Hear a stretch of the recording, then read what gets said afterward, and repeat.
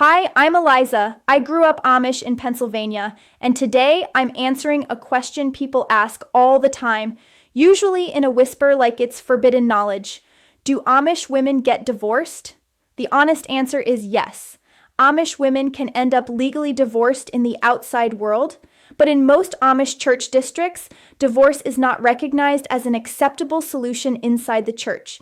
And that gap between legal and church is where a lot of heartbreak happens. First, you have to understand how marriage works in Amish life. Amish aren't just a lifestyle group, they're a church community, and the church district you belong to has its own ordnung, an unwritten set of rules that guides daily life, discipline, and what's considered acceptable. That matters because Amish aren't one single group with one rule book. Different districts can be stricter or more lenient, and what happens after a separation can look different depending on the community. But here's what's consistent across most Amish communities. Marriage is meant to be for life, and divorce is highly taboo. If an Amish church member gets divorced, it can be treated as a serious violation of church expectations, often leading to church discipline and even excommunication. And once someone is excommunicated, shunning, also called avoidance, can follow, depending on how that church district practices it. Now, when people hear Amish women don't get divorced, what they're really hearing is Amish women usually don't get divorced and remain in good standing in the Amish church. Those are two very different things. Because legally, an Amish person can absolutely file for divorce through the state like anyone else. Courts don't enforce church rules, but socially and spiritually inside the Amish world, that choice can come with consequences that most outsiders don't fully understand. Because for the Amish, community is your safety net, your identity, your family connections, your work network, your entire support system. So what happens instead of divorce? In real life, separations do happen. Couples can live apart, sometimes for long periods, and sometimes people call it separated instead of divorced, because they're trying to survive a broken marriage while avoiding the full fallout that comes with a legal divorce in a community that doesn't accept it. Now let's talk about the part that especially affects women, remarriage. In many Amish communities, remarriage is not allowed as long as a spouse is still living, so a woman can end up in this impossible situation. Her marriage has effectively ended, maybe her husband left, maybe the relationship is unsafe, maybe he's living a completely different life, but because he's still alive, she may not be free to remarry and stay Amish. And if her husband leaves the Amish entirely, she can still be bound by that first marriage in the church's eyes.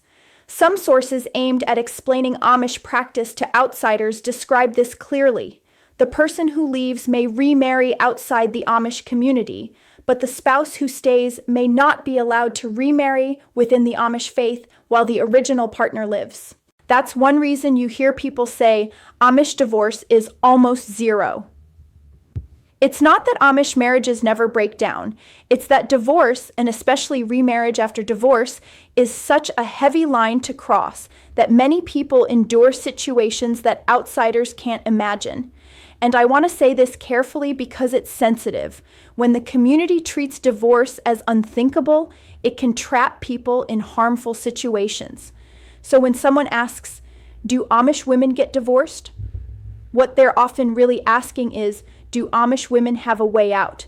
And the realistic answer is sometimes, but the cost can be enormous. If an Amish woman chooses legal divorce, she may be pressured not to. She may be encouraged to reconcile. Church leaders may get involved. Family may take sides. And if she follows through, depending on the district, she may face discipline that can isolate her socially, especially if she remains baptized and part of the church structure. Shunning is not a rumor, it's a real practice in Amish communities, though how often it's used and how strictly it's applied varies by church.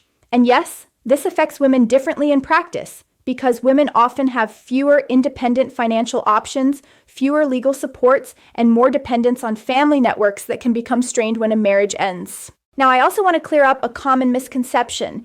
People think the Amish never remarry. That's not true. Widows and widowers do remarry in Amish communities. If a spouse dies, remarriage is generally acceptable because the marriage covenant is considered ended by death, not by divorce.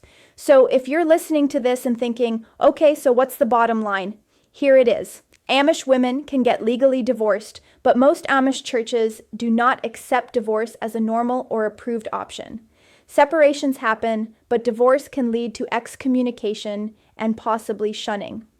Remarriage after divorce is usually not allowed while the former spouse is still alive, especially if the person wants to remain Amish. But remarriage after a spouse dies is generally accepted. And if you take nothing else from this video, take this. The Amish world is not one size fits all. What happens to a woman who leaves a marriage can depend heavily on her church district, her family, whether she's baptized, and how that specific community practices discipline. The rules may be unwritten, but the consequences are very real. If you want, in my next video, I can break down the difference between separation, excommunication, and shunning. What people think those words mean versus how it actually plays out in daily life. If you've got a question you've always wanted to ask someone who grew up Amish, leave it in the comments. And if this helped you understand what's really going on behind the stereotype, please like and subscribe, because the real stories are always more complicated than the rumors.